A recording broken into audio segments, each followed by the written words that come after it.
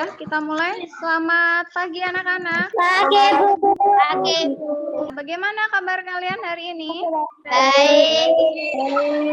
Silakan dipimpin doa. Teman-teman, sebelum pelajaran dimulai, mari kita berdoa terlebih dahulu. Berdoa mulai. Doa selesai. Terima kasih. Hari ini kita akan belajar tema 7, peristiwa dalam kehidupan, subtema 2, peristiwa kebangsaan seputar proklamasi kemerdekaan, pembelajaran 1. Coba perhatikan gambar nih. Ini gambar apa? Pak Soekarno. Pak Soekarno sedang membacakan teks proklamasi.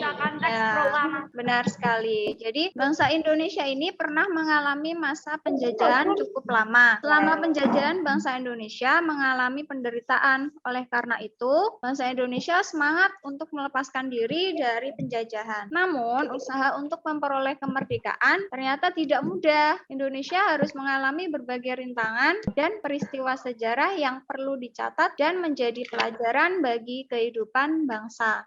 Apakah peristiwa ini dianggap penting bagi bangsa? Penting.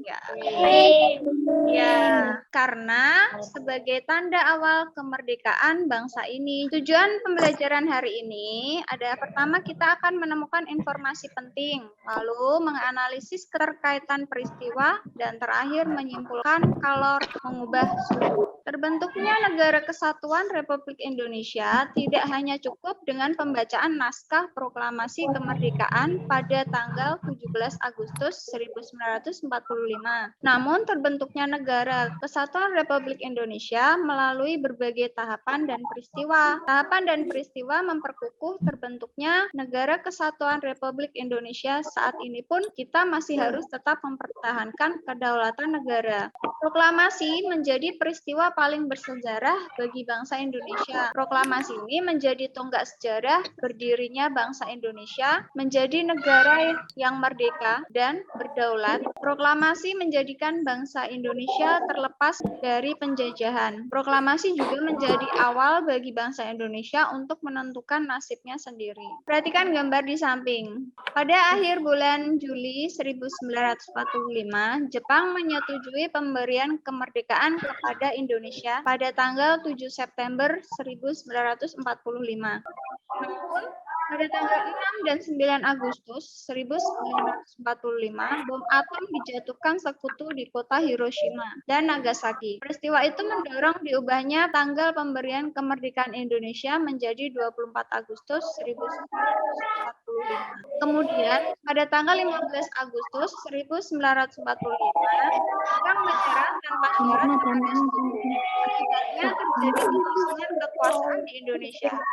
Kesempatan inilah yang kemudian dimanfaatkan oleh bangsa Indonesia untuk memproklamasikan kemerdekaan. Bacaan teks proklamasi kemerdekaan dilaksanakan pada hari Jumat, tanggal 17 Agustus 1945. Sejak pagi telah dilakukan persiapan di rumah Insinyur Soekarno. Untuk menyambut proklamasi kemerdekaan Indonesia, banyak tokoh pergerakan nasional beserta rakyat berkumpul di tempat itu. Mereka ingin menyaksikan pembacaan teks proklamasi kemerdekaan Indonesia. Sesuai kesepakatan yang diambil di rumah Laksamana Maida, para tokoh Indonesia menjelang pukul 10.30 waktu zaman Jepang atau pukul 10 waktu Indonesia Barat telah berdatangan ke rumah Insinyur Soekarno.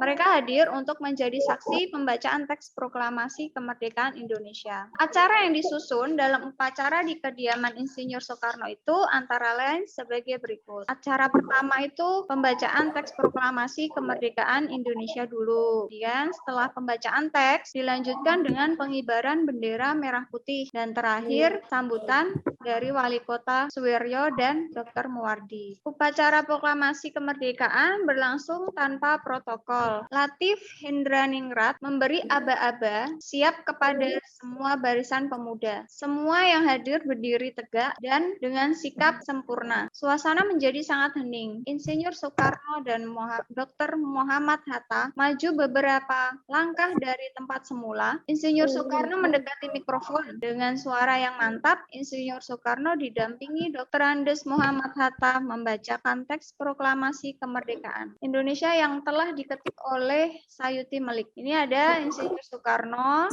sini Dr. Andes Muhammad Hatta, dan ini adalah Latif Hendraningrat. Lalu yang mengetik teks proklamasi adalah Sayuti Melik yang ini.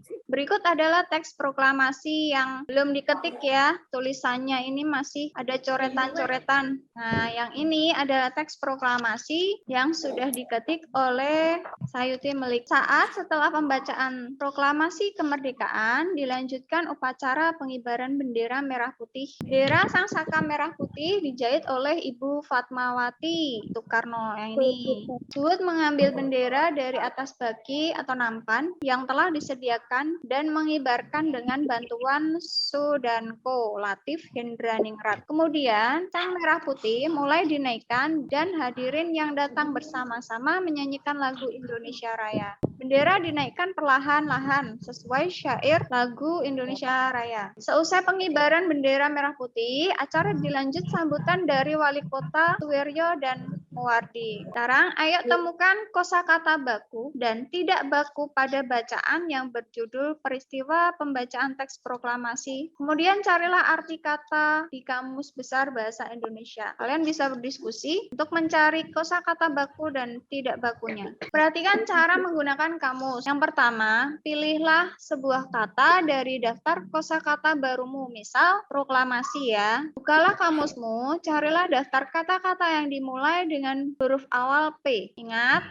setiap kata pada kamus selalu diurutkan berdasarkan urutan abjad. Dalam daftar kata yang berhuruf awal P itu, carilah daftar kata yang dimulai dengan PR. Terakhir, carilah daftar kata yang dimulai dengan pro atau proklamasi akan kamu temukan di antara kata-kata itu. Contohnya ini, jika kalian mencari melalui handphone atau laptop kalian bisa mengakses dengan cara kbbi.kemendikbud.go.id. Nanti akan keluar seperti ini. Kalian nanti bisa mengetik proklamasi di sini. Setelah diketik, pasti akan muncul ini. Jadi proklamasi artinya pemberitahuan resmi kepada seluruh rakyat atau pemakluman atau pengumuman. Gini ya caranya untuk mencari kosakata pada bacaan. Jadi kosakata baku yang Bu Guru temukan ada proklamasi dan laksamana. Untuk kosakata yang tidak baku ada baki dan juga sodanko. Kosakata tidak baku ada baki yang artinya nampan. Sedangkan sodanko ini adalah pangkat kemiliteran Jepang. Jadi hampir sama ya. Kita tahu bahwa teks proklamasi dibacakan pada pukul 10 waktu Indonesia Barat. Bagaimana kira-kira cuaca dan suhu udara pada saat itu? Apa yang kamu rasakan saat ini pada pukul yang sama? Kalau di tempat Bu Lilis, pukul 10 itu rasanya sudah panas. Kalau di tempat kalian bagaimana? Panas ya, sama berarti ya. Suhu udara yang kita rasakan sangat terpengaruh oleh sinar matahari. Jika intensitas sinar matahari tinggi, suhu udara pun akan tinggi. Sebaliknya, jika intensitas sinar matahari rendah, suhu udara pun akan rendah. Hal tersebut juga berkaitan dengan perpindahan kalor secara radiasi dari sinar matahari. Masih ingat kalor ya, pindahan panas? Kalor didefinisikan sebagai energi panas yang dimiliki oleh benda. Secara umum, mengetahui adanya kalor yang dimiliki oleh benda dapat dilakukan dengan cara mengukur suhu benda tersebut. Jika suhu benda tinggi, kalor yang dikandung oleh benda juga besar. Sebaliknya, jika suhu benda rendah, kalor yang dikandung oleh benda juga kecil. Kalor yang dimiliki oleh suatu benda bisa berubah-ubah, bisa naik, bisa juga turun, karena kalor dapat berpindah dari suhu tinggi menuju suhu rendah. Contohnya bahwa kalor dapat mengubah suhu benda, air panas ini kan memiliki suhu tinggi, sedangkan air dingin memiliki suhu yang rendah. Apabila keduanya dicampur, campuran itu akan menghasilkan suhu yang baru, yaitu suhu air hangat nih. Suhu rendah akan meningkat karena menerima panas yang bersuhu tinggi.